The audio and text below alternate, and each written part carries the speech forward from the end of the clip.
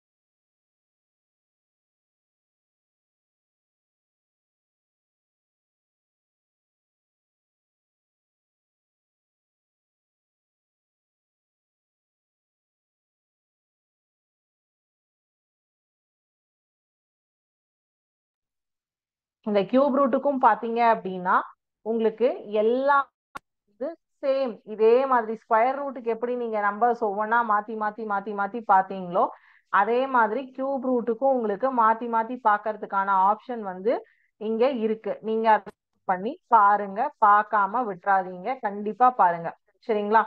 So because cube ரூட்டுக்கான simulation வந்து இது இதே இதே இதுல இந்த சைட்லயே நீங்க போய் பாத்தீங்கன்னா நிறைய இருக்கு, கேம்ஸ் இருக்கு. இதுல கேம்ஸா விளையாடுறதுக்குரிய இது ஆப்ஷன்ஸ் வந்து கொடுத்துருக்காங்க.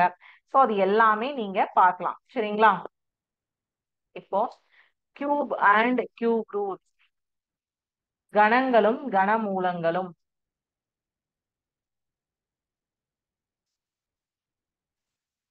கணங்களும் கனமூலங்களும் அடுக்குக்குறிகளும் படிகளும் இது முடிச்சோம்னா நம்மளுடைய இந்த ஃபர்ஸ்ட் லெசன் இஸ் ஓவர். கணங்களும் கனமூலங்களும் ஓர் எண்ணை அதே எண்ணால் பெருக்கி மீண்டும் ஒரு முறை அதே எண்ணால் பெருக்கினால் கிடைப்பது அதான் 3 into 3 திருப்பியும் ஒரு 3 கிடைப்பது கன எண் ஆகும். அதாவது மூன்று ஒரே சம எண்களின் அந்த எண்ணின் கன எண் எனப்படும். ஓர் எண் எண்ணில் அதன் கணத்தை என் கியூப் என குறிப்போம். கன எண்களை ஓரலகு கணங்களை கொண்ட முப்பரிமாண கண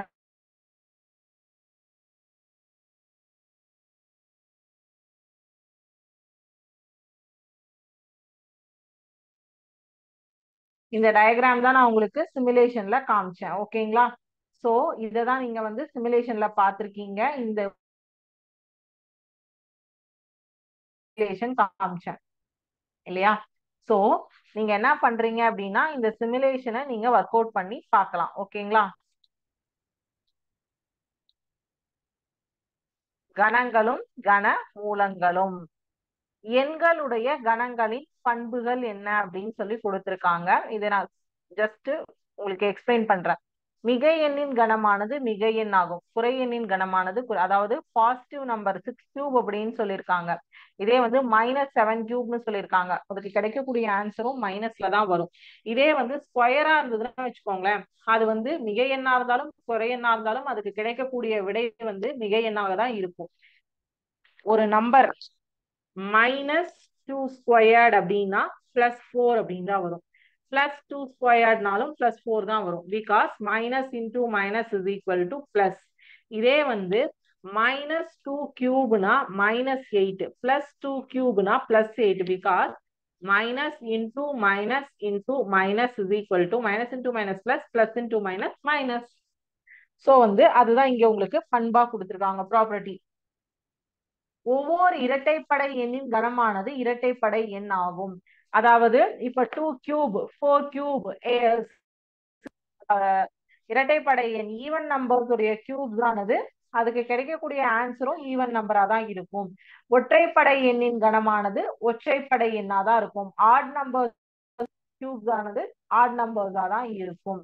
ஒரு இயல் எண்ணானது 1, 0, 1, 4, 5, 6 அல்லது 9 முடிந்தால் அதன் கணமும் அதே எண்களில் தான் முடியும். ஒரு இயல் எண்ணானது 2 அல்லது 8 முடிந்தால் அதன் கணமும் 2 அல்லது 8 தான் முடியும். ஒரு இயல் எண்ணானது 3 அல்லது இதேதான் நீங்க வந்து கன மூலம் அப்படின்னா ஃபர்ஸ்ட் உங்களுக்கு இந்த இதுக்கு ஒரு சிமுலேஷன் காமிச்சேன் இல்லையா, இந்த 4 பாக்ஸ் ஒரு சிமுலேஷன் காமிச்சேன் இல்லையா, இங்க கொடுத்திருக்காங்க. கன மூலம் அப்படின்னா √, அப்படின்னா ஒரு மதிப்பின் கனமானது அசல் எண்ணை தரும் எனில் அந்த மதிப்பானது அசல் எண்ணின் கன மூலம் எனப்படும். எடுத்துக்காட்டாக 27 கனமூலம் 3 ஆகும். ஏனெனில் 3 கனமானது 27 ஆகும். சோ கியூபும் கியூப் ரூட்டும் ஒண்ணுக்கு ஒண்ணு லிங்க்ல இருக்கிற ஒரு விஷயம். சரிங்களா? நம்ம வந்து மகா காரணிப்படுத்துதல் முறையில் ஓர் எண்ணின் கனமூலம் காணுதல். இது உங்களுக்கு எக்ஸசைஸ் ப்ராப்ளம் கொடுத்துரும். சரிங்களா? எக்ஸசைஸ்ல நம்ம எக்ஸசைஸ் 1.5ல தேர்ட் கொஸ்டின்ல இருந்து இது இன்னைக்கு வந்து இந்த செஷன் முடிஞ்சதும் உங்களுக்கு எண்டிங்ல MCQ கொஸ்டின்ஸ் இருக்கு. இந்த எக்ஸசைஸ் வந்துடும். இந்த ஒன் வேர்ட் ஆன்சர் ஆல்ரெடி நம்ம ஒரு டாபிக் பார்த்தோம். இதுக்கு அடுத்தது அடுத்த டாபிக் இந்த 1.5 எக்ஸசைஸ் பார்த்தீங்கன்னா அதுக்கு அடுத்த டாபிக் நம்ம பார்த்துடலாம். அடுக்கு குறிகளும் படிகளும் சில எண்களை எவ்வாறு வர்க்கங்களாகவும் கணங்களாகவும் எழுதலாம் என்பது நமக்கு தெரியும். எடுத்துக்காட்டாக 25ஐ 25 வந்து 5 ஸ்கொயர்டுன்னு எழுதலாம். 125 வந்து 5 கியூப்னு எழுதலாம். 25 வந்து 5 ஸ்கொயர்டு, 125 வந்து 5 கியூப் என எழுத முடியும். பொதுவாக ஒரே காரணியின் தொடர் பெருக்கலை குறிக்கும் ஒரு கோவையை நாம் படி பவர் என்கிறோம். படி பவர் அப்படிங்கிறது எங்க மென்ஷன் பண்ணிருக்காங்க பாருங்க உங்க புக்ல. இங்க 5ஆனது அடிமானம் பேஸ். இந்த 5 அப்படிங்கிறது வந்து பேஸ். இத வந்து அடிமானம் அப்படின்னு சொல்லுவோம். பேஸ்மெண்ட் அடிமானம். 2 ஆனது அடுக்கு. இத பவர்ல போடுற 2 வந்து அடுக்கு எக்ஸ்போனன்ட். இந்த பவர்ல போடுற 2 எக்ஸ்போனன்ட் அடுக்கு. இதை வழக்கத்தில் பெரும்பாலும் படி என்று அழைக்கின்றோம். அடுக்கு என்பது ஒரு அடிமான எண்ணானது எத்தனை முறை காரணியாக பயன்படுத்தப்படுகிறது. 5 ஸ்கொயர்டுனா 2 தடவை, 5 கியூப்னா 3 தடவை, 5 பவர் 4னா அந்த அடுக்கு அப்படிங்கிறது ஒரு அடிமானம். ஒரு பேஸ் நம்பர் வந்து எத்தனை தடவை ரிப்பீட்டடா யூஸ் பண்ணணும்னு சொல்றதுக்கு பேர் தான் வந்து நம்ம அடுக்கு எக்ஸ்போனன்ட் அப்படின்னு சொல்லி சொல்றோம். மிகை அடுக்குகளை கொண்ட படிகள் உங்களுக்கு 2 பவர் 2 பவர் n நம்பர்ஸ் எழுதலாம். ஒவ்வொரு நம்பருக்கும் பவர்ல வந்து n நம்பர் எழுத முடியும். பூஜ்ஜியமும் குறை அடுக்குகளை கொண்ட படிகளும். அதே மாதிரி ஒரு number power 0 is equal to 1. இங்க கொடுத்துருக்காங்க பாருங்க hint. a to the power 0 is equal to 1. இங்க a is not equal to 0. அதாவது ஒரு நம்பருடைய அடுக்கு பூஜ்ஜியமா இருந்ததுன்னா அந்த வேல்யூ இஸ் 1. சரிங்களா? இப்போ 2 to the power 0 என்னன்னு கேட்டிருக்காங்க பாத்தீங்களா? அதே மாதிரி a to the power minus m அவர் மைனஸ் வேல்யூ இருந்தது அப்படின்னா அது வந்து 1 டிவைடட் பைல போயிடும். சரிங்களா? எந்த ஒரு அடுக்கிலையுமே பவர்ல மைனஸ் இருந்ததுன்னா அதை 1 டிவைடட் பைல அந்த நம்பரை மாத்தி எழுதுவோம். ஓகேங்களா? அதே மாதிரி அடுக்குக்குறிகளுக்கு விதிகள் இருக்கு. இப்ப நம்ம பார்த்தோம் இல்லையா, a to the power 0னா 1, a to the power 0னா 1, a to the power minus mனா 1 by a to the power m. அப்படியே நம்ம வந்து இது பண்ண மாட்டோம். அதே மாதிரி a to the power m into a to the power n-னா அடிமானம் ரெண்டுக்கும் சேமா தான் இருக்கும். அடுத்தது மட்டும் a to the power m plus n அப்படின்னு சொல்லி எழுதுவோம். அதே மாதிரி a to the power m divided by a to the power n வகுத்தலுக்கு a to the power m வகுத்தலுக்கு கழித்தல். சரிங்களா? அதுக்கப்புறம் படி அடுக்குக்கு அடுக்கு a to the power m, a to the power m the whole power n is equal to a to the power m into n. இப்ப 2 to the power 5 into 2 அப்படின்னா இந்த பவர்ஸை multiply பண்ணிடுவோம். இப்ப கீழே உங்களுக்கு கொடுத்துருக்காங்க பாருங்க, 2 to the power 3 into 2னா இந்த பவர்ஸ் ரெண்டையும் 3 into 2 அப்படின்னு சொல்லிட்டு மல்டிப்ளை பண்ணிடுவாங்க. சரிங்களா? ஸோ கடைசியில இந்த அறிவியல் குறியீடுங்க எக்ஸசைஸ் கணங்களும் மருந்துகளுக்கான சம்ஸ் வந்து எப்ப பார்த்தாலும். தேர்டு கொஸ்டின் என்ன கொடுத்திருக்காங்க, 1944 ஒரு முழு கன எண் அல்ல என நிரூபிக்க அப்படின்னு சொல்லியிருக்காங்க.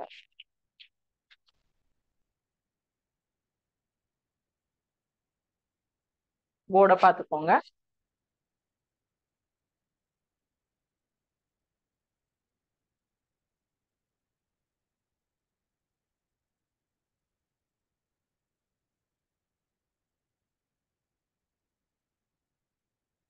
ஆயிரத்தி 944 இத வந்து பகா காரணி முறையில ஃபர்ஸ்ட் வந்து நம்ம போட்டுக்கலாம்.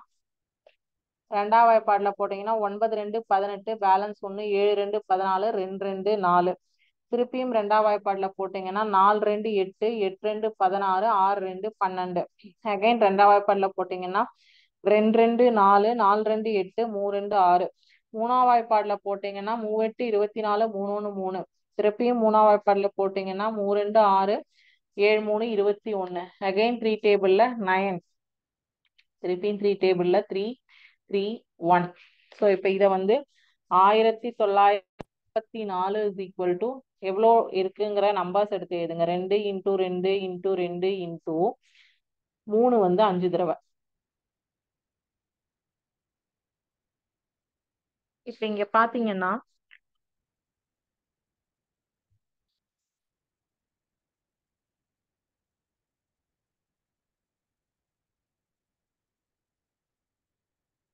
Two cube into 3 cube into 3 squared அப்படின்னு இருக்கு. சரிங்களா?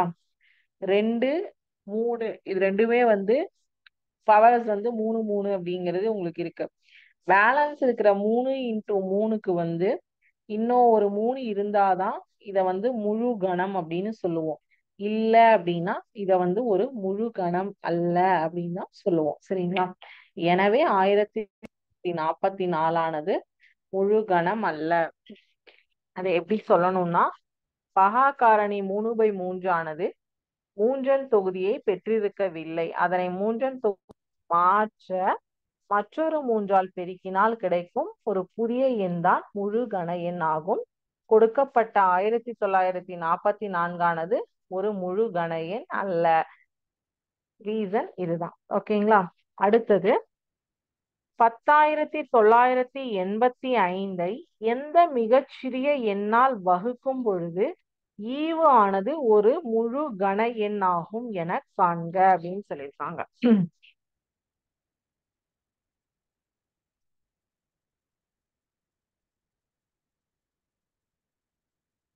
10,985 எந்த ஒரு மிகச்சிறிய எண்ணால் வகுக்க வேண்டும். 10,985 எல் டிவிஷன்ல போடுங்க. 2 10 ஓர் அஞ்சு அஞ்சு, மீதி 4, 9 5 45, மீதி 4, மீதி 3, 7 5 35, 2197. 13வது வாய்ப்பாடுல போட்டீங்கன்னா 13 13, 13 13 9, 169. மீதி 13வது வாய்ப்பாடுல போட்டீங்கன்னா திருப்பி 13 13, திருப்பியும் 13ல 1. ஸோ இப்போ இது என்ன ஆகும்னா 10,985 5 இன்டூ 13 இன்டூ 13 இன்டூ 13ன்னு பிரிச்சு எழுதிட்டோம். இப்போ வந்து 3 13க்கு ஒரு 13 பேர் இருக்கு. 13 வந்து மூன்றன் தொகுதியை பெற்றுள்ளது. மூன்றன் தொகுதினா கியூப் ரூட்டுக்கு மூன்றன் தொகுதி 3க்கு 1 இருக்கணும் அது தொகுதி அப்படிங்கிறது. ஆனா 5 வந்து அந்த மாதிரி கிடையாது. அப்ப 10,985 5ஆல வகுக்கும் போது ஈவு வந்து ஒரு முழு கன எண்ணாக கிடைக்கும். பேர் இல்லாம தனித்து நிக்குதோ அந்த 10,985ஐ 5ஆல் வகுக்கும் போது கிடைக்கும் ஈவு ஆனது ஒரு முழு கன எண் ஆகும். எனவே தேவையான மிகச்சிறிய எண்ணானது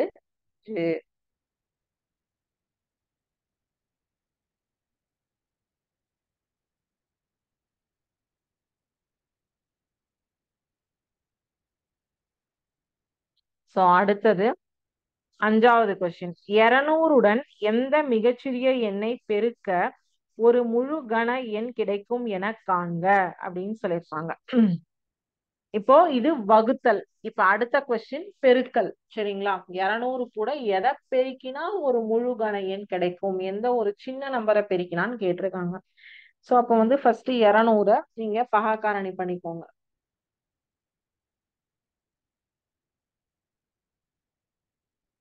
2ஆம் வாய்ப்பாடுல போட்டீங்கன்னா 100, திருப்பியும் 2ல போட்டீங்கன்னா 50, திருப்பியும் 2ல போட்டீங்கன்னா 25, திருப்பியும் 5ல போட்டீங்கன்னா 5 5 1.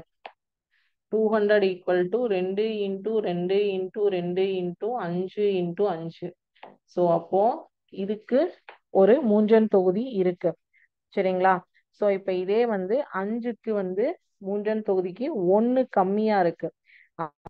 200 into 5 equal to 2 into 2 into 2 into 5 into 5 into இந்த மல்டிப்ளை பண்ணீங்கன்னா 1000. 1000த்தை தான் நீங்க இப்படி பிரிச்சு எழுதியிருக்கீங்க. இது டவுட்னா 1000த்தையும் இதே மாதிரி எல் டிவிஷன்ல போட்டு பாருங்க.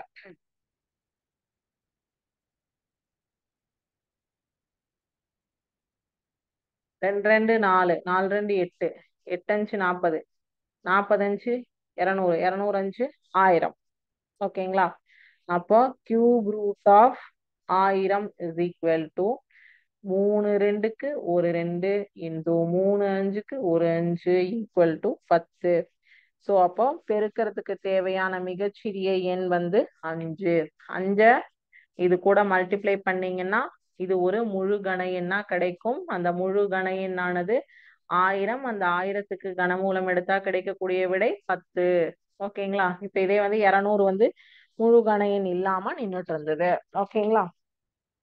ஸோ அடுத்தது 6வது கணக்கு. 24 இன்டூ 36 இன்டூ 80 இன்டூ 25 கனமூலம் காண்க அப்படின்னு சொல்லியிருக்காங்க. இது காப்பி பண்ணிருப்பீங்கன்னு நினைக்கிறேன். 6வது கொஸ்டின் போடுறேன்.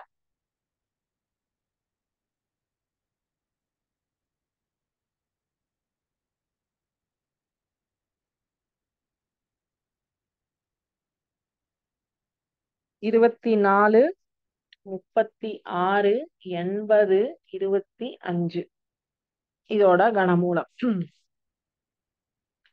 24 12 2 24, 6 2 12, 3 2 6, 3 1.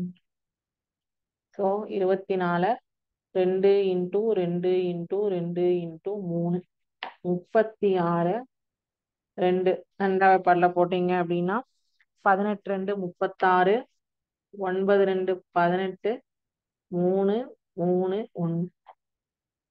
2 இன்டூ 2 இன்டூ 3 இன்டூ 3 80.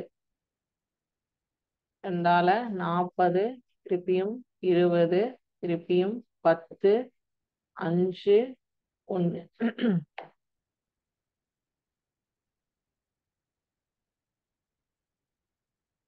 அடுத்தது 25. 25 வந்து 5 × 5 டைரக்டாவே எழுதிடுங்க.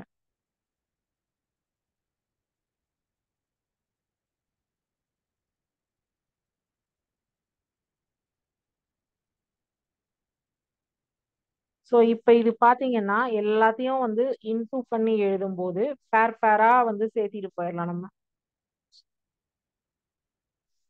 இந்த 3 2க்கு ஒரு 2, இந்த 3 3க்கு ஒரு 3, இந்த 3 2க்கு ஒரு 2, இந்த 3 2க்கு ஒரு 2, இந்த 3 5க்கு ஒரு 5 இல்லையா? ஸோ அப்போ எவ்வளோ வரும் இங்க? இதுக்கு ஒரு 2, இதுக்கு ஒரு 2, இதுக்கு ஒரு 3, இதுக்கு ஒரு 2, இதுக்கு ஒரு 5. ஸோ அப்போ 24 into 36 into 80 into 25 equal to 2 into 2 into 2 into 3 into 5. எல்லாத்துக்கும் வந்து ஒவ்வொன்றா தான் வெளில எடுத்திருக்கீங்க. இப்போ இதை மல்டிப்ளை பண்ணுங்க. 2 2 4, 4 2 8, 8 3 24, 24 5 120. ஸோ இதனுடைய கனமூலம் 120. அடுத்தது 7வது கொஸ்டின். பகாகாரணிப்படுத்துதல் மூலம் 729 மற்றும் 6859 ஆகியவற்றின் கனமூலத்தை காண்க. போட போட காப்பி பண்ணிக்கோங்க. 729, 6809. ஃபர்ஸ்ட் 729 சிம்பிளிஃபை பண்ணிடலாம். 3ஆம் வாய்ப்பாடுல போட்டீங்கன்னா 2 4 3, திருப்பி 3ஆம் 81, 3ஆம் வாய்ப்பாடுல போட்டீங்க அப்படின்னா 27, அகைன் 3ல போட்டீங்கன்னா 9 3 3 1. 6859 அப்படிங்கிறது வந்து 19ஆம் வாய்ப்பாடுல டைரக்டா போட்டீங்கன்னா 361 19 டைம், திருப்பியும் 19 டைம் 19, அகைன் 19ஆல 1. ஸோ இது ரொம்ப easy. Cube root of 19 into 19 into 19 is equal to வெறும் 19. இது வந்து 729 வந்து 3 into 3 into 3 into 3 into 3 into 3. So 729க்கு வந்து 2 3 வெளில எடுப்பீங்க. 3 இன்டூ 3 9. ஓகேங்களா? ஸோ இப்போ நம்ம இதோட உங்களுக்கு வந்து பாத்தீங்கன்னா 3.5 சாரி 1.5 எக்ஸசைஸ்ல இன்னும் ஒரு 2 கொஸ்டின் தான் இருக்கு. அது ரெண்டுமே பாத்தீங்கன்னா கனமூலத்தின் வர்க்கமூலம் காணுதல், வர்க்கமூலம் கண்டுபிடிக்கிறது. அதுதான் அதை அடுத்த கிளாஸ்ல பார்த்துட்டு 1.6 எக்ஸசைஸும் அடுத்த கிளாஸ்ல பார்த்துட்டோம்னா இந்த நமக்கு ஃபர்ஸ்ட் லெசன் ஓவர். நம்ம ஃபர்ஸ்ட் லெசனுக்கான இப்ப நான் இன்னைக்கு எல்லா டாபிக்ஸும் பார்த்துட்டோம். நம்ம அதுக்கான எம்சிக்யூ உங்களுக்கு நான் காட்டுறேன். அந்த எம்சிக்யூக்கு நீங்க எப்படி ஆன்சர்ஸ் வந்து உங்களுடைய கிளாஸ்ல எப்படி அட்டன் பண்ணுவீங்களோ அந்த மாதிரி ஒர்க் அவுட் பண்ணி ஆன்சர்ஸ் கொடுங்க. எம்சிக்யூ அட்டன் பண்றது வந்து நீங்க என்ன படிச்சிருக்கீங்க, உங்களுக்கு என்ன அண்டர்ஸ்டாண்ட் ஆயிருக்கு, அதுல இருந்து உங்களுக்கு என்ன புரிஞ்சிருக்கு அப்படிங்கிறதுக்காக தான் இந்த 1 மார்க் கொஸ்டின்ஸ் நம்ம கேட்கிறோம் கொடுத்துருக்கோம். ஸோ அது பாத்தீங்கன்னா உங்க புக்குக்குள்ள இருந்து தான் ஒவ்வொரு கொஸ்டினும் கேட்கப்படுறது, வேற எதுவும் வெளியில இருந்தெல்லாம் கிடையாது. ஸோ அதனால வந்து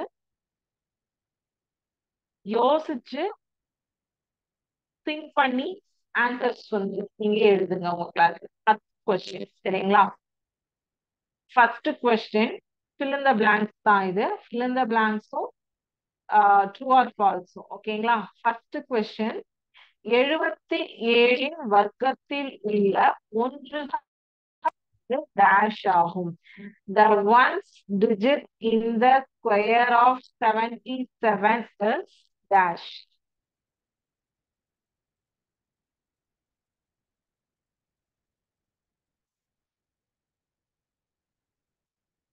டுவெண்ட்டி-ஃபோர் ஸ்கொயர்ட் மற்றும் 25 ஸ்கொயர்ட் ஆகியவற்றிற்கிடையே டேஷ் எண்ணிக்கையிலான வர்க்கமற்ற எண்கள் உள்ளன. The number of non-square numbers between 25 squared and 24 squared.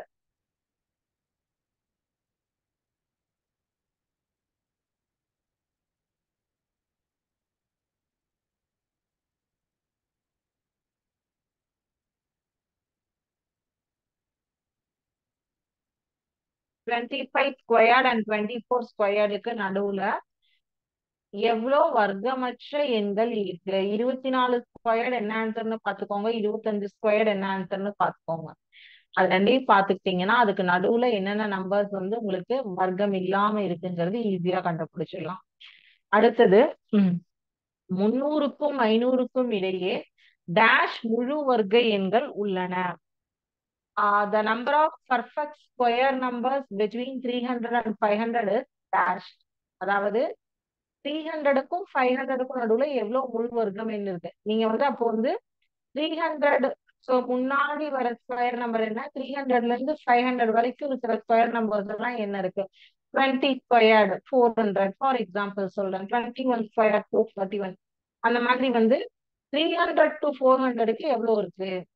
19 squared 18 squared இதெல்லாம் வந்து ஆஃப்டர் 300 பிஃபோர் 300 பாருங்க. அதுல இருந்து எந்தெந்த வேல்யூஸ் எல்லாம் வந்து 500 வரைக்கும் வருதோ அதுதான் அதுக்கான விடை. அடுத்தது ஒரு எண்ணில் 5 அல்லது 6 இலக்க எண்கள் இருப்பின் அந்த எண்ணின் வர்க்கமூலத்தில் டேஷ் இலக்கங்கள் இருக்கும். If a number has 5 or 6 digits in it, then its square root will have dash digits. ப்ராப்பர்ட்டிஸ்ல பார்த்துட்டீங்க. ஸ்கொயர் ரூட் ஆஃப் 180 மதிப்பானது டேஷ் மற்றும் டேஷ் என்ற முழுக்களுக்கு இடையே இருக்கும். The value lies between square root of 180 integers dash and dash. அதாவது square root of 180க்கு என்ன ஆன்சர்னு கண்டுபிடிங்க first. அப்போ அதுக்கு முன்னாடி பின்னாடி இருக்கிற முழு எண் என்னங்கிறது உங்களுக்கு தெரிஞ்சிடும். ஸ்கொயர் ரூட் ஆஃப் 180 உடைய மதிப்பு என்ன? அடுத்தது சரியா தவறா, ட்ரூ ஆர் ஃபால்ஸ். ஒரு வர்க்க எண்ணானது 6ல் முடியும் எனில் அதன் வர்க்கமூலமானது 1ஆம் இலக்காக எண் 6ஐ பெற்றிருக்கும். When a square number ends in 6, its square root will have 6 in the units place. இதுவும் ப்ராப்பர்ட்டிஸ்ல பார்த்திருப்பீங்க. True or falls. ஒரு வர்க்க எண்ணானது கடைசியில் ஒற்றைப்படை எண்ணிக்கையிலான பூஜ்ஜியங்களை பெற்றிருக்காது. A square number will not have odd number of zeros at the end. கண்டிப்பா வந்து ஜீரோஸ்ல முடிகிற மாதிரி ஒரு ஸ்கொயர் நம்பர் வருமா? யோசிங்க, நல்லா யோசிங்க. அடுத்தது 6 மிஸ் ஆயிடுச்சு. 96,000 இன் வர்க்கத்தில் உள்ள பூஜ்ஜியங்களின் எண்ணிக்கை 9 ஆகும். The number of zeros in the square of 96 and 1000 is 9. இதுல இருக்கிற ஜீரோஸ் வந்து 9 அப்படின்னு சொல்லியிருக்காங்க. ட்ரூவா ஃபால்ஸா? யோசிங்க. இது ரொம்ப ஈஸி. 75 வர்க்கமானது 4925. 75 2 டைம் மல்டிப்ளை பண்ணி பாருங்க. The square of 75 is 4925. True or false? 225 வர்க்கமூலம் 15. The square root of 225 is 15. 15 உடைய வர்க்கம் என்னன்னு வர்க்கமூலம் தெரிஞ்சும். 15 into 15 என்னன்னு பார்த்தீங்கன்னா அதனுடைய வர்க்கமும் வர்க்கமூலமும் உங்களுக்கு சரியா தவறா அப்படிங்கிறது தெரியும். சோ இது 10 கொஸ்டின். இதுக்கு நீங்க இப்போ நான் சொல்ல ரீட் பண்ண ஆன்சர் எழுதினாலும் ஓகே. இல்ல உங்க கிளாஸ்ல இது ரெக்கார்டிங் செஷன் தான், உங்களுக்கு டக்குன்னு ஏதாவது கொஸ்டின் மிஸ் பண்ணிருக்கீங்க அப்படின்னா திருப்பியும் ஒரு தடவை வியூ பண்ணி பார்த்துட்டு கூட நீங்க ஆன்சர்ஸ் பண்ணலாம். அதுல எந்த பிரச்சனையும் கிடையாது. ஸோ வந்து இது நீங்க வந்து இந்த ஒன் வேர்டுக்காக ஒரு ஸ்பெசிபிக் டைம் யூஸ் பண்ணி நீங்க படிச்சு போய் எக்ஸாம்ல எழுதணுங்கிற அவசியம் கிடையாது. நீங்க இதுல வந்து நமக்கு சாட் செஷன்லயே ஆன்சர்ஸ் சொல்லியிருக்காங்க. இந்த மாதிரி சொன்னீங்கன்னாலும் ரொம்ப ஹாப்பி. ஏன்னா நமக்கு வந்து 8th question correct, 7th question தப்பு. ஸோ இந்த மாதிரி வந்து நீங்க சாட் செஷன்ல ஆன்சர்ஸ் பண்ண ஆரம்பிச்சீங்கன்னா இன்னும் நமக்கு இன்ட்ராக்டிவா இருக்கும். நீங்க வந்து கிளாஸ்ல இன்னொரு தடவை நான் கொஸ்டின்ஸ் கூட காமிக்கிறேன், பார்த்துட்டே இருங்க. நீங்க ஆன்சர்ஸ் தெரிஞ்சா சொல்லலாம். ஸோ இல்லைனாலும் கிளாஸ்ல நீங்க ஒரு தடவை ஓபன் பண்ணி இந்த கொஷின்ஸை பாருங்க. பார்த்துட்டு கூட இதுக்கு நீங்க வந்து ஆன்சர்ஸ் வந்து பண்ணலாம். உங்களுக்கு இருக்கிற நோட்லயோ இல்லது புக்லயோ நீங்க ஆன்சர்ஸ் இதுக்கு எழுதிருப்பீங்க. அவங்க சாப்டர்ல பார்ப்பாங்க, டீச்சருக்கு மார்க்ஸ் போடுவாங்க. நீங்க ஒன் வேர்டுக்காக தனியா டைம் ஸ்பெண்ட் பண்ண வேணாங்கிறதுக்காக தான் நம்ம ஒவ்வொரு லெசன்லயும் என்ன பார்த்தோம், என்ன ஒன் வேர்ட்ஸ் இருக்குங்கிறத ஒர்க் அவுட் பண்ணி பார்த்தோம். ஸோ இங்கேயும் நீங்க பார்க்கும்போது மோஸ்ட்லி உங்களுக்கு இதுக்கான விட இதுக்கான ஆன்சர்ஸும் நாங்க வந்து ஷேர் பண்ணுவோம் உங்க டீச்சர்ஸ்க்கு. ஸோ நீங்க அவங்க கிட்ட இருந்து கேட்டு ஆன்சர்ஸும் தெரிஞ்சுக்கலாம். ஒரு தடவை ஃபர்ஸ்ட் இப்ப அட்டன் பண்ணியிருக்கும் போது 10 out of 7 வாங்கியிருக்கீங்க இல்ல 5 வாங்கியிருக்கீங்கன்னா நோ இஷ்யூஸ். இதை திருப்பி இன்னொரு தடவை ரெக்கார்டிங் செஷன்னால நீங்களே வந்து எப்ப வேணா எடுத்து இன்னொரு தடவை நீங்க இதுக்கு ஆன்சர்ஸ் பண்ணலாம். பண்ணீங்கன்னா உங்களுக்கு அதுக்கான மார்க்ஸ் வந்து தெரியும். சரிங்களா? ஸோ இதுல இன்னைக்கு வந்து நம்ம இன்னும் ஒரே ஒரு எக்ஸசைஸ் பாக்கி வச்சிருக்கோம். அதை அடுத்த கிளாஸ்ல பார்த்தோம்னா ஃபர்ஸ்ட் லெசன் இஸ் ஓவர். அப்புறம் செகண்ட் லெசன் போயிடலாம். சரிங்களா? ஹோப்ஃபுல்லி இது வரைக்கும் பார்த்ததுல உங்களுக்கு எதுவும் டவுட்ஸ் இருக்காதுன்னு நினைக்கிறேன். டவுட்ஸ் இருந்ததுனாலும் ஒர்க் அவுட் பண்ணி பார்த்துட்டு அடுத்த கிளாஸ்ல நீங்க வந்து கேளுங்க. டவுட்ஸ் கேட்காம இருக்காதீங்க. டவுட்ஸ் கேட்டாதான் உங்களுக்கும் அண்டர்ஸ்டாண்ட் வந்து இன்னும் ஜாஸ்தி ஆகும். சரிங்களா? ஸோ இதோட இன்னைக்கு கிளாஸ் முடிஞ்சது. Thank you student. வாழ்க பாரதம், வெல்க தமிழகம்.